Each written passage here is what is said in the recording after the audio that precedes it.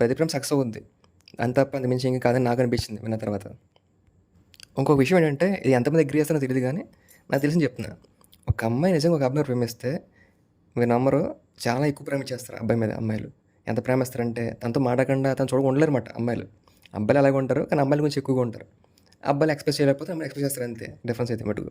కానీ ప్రేమ ఎప్పుడు ప్రేమగానే ఉంటుంది. ఎంతగా ప్రేమను ఎక్స్‌ప్రెస్ చేసిన అమ్మాయిలు, కలిసి బ్రతకాలనుకున్న కోరికతోనే స్టార్ట్ అయ్యే అబ్బాయిల ప్రేమలు, ఇవన్నీ ఉంటాయి చాలా వరకు.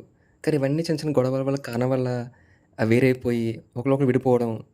ఎందుకో నాకు కరెక్ట్ అనిపించలేదు చాలా వరకు చూసినంత వరకు.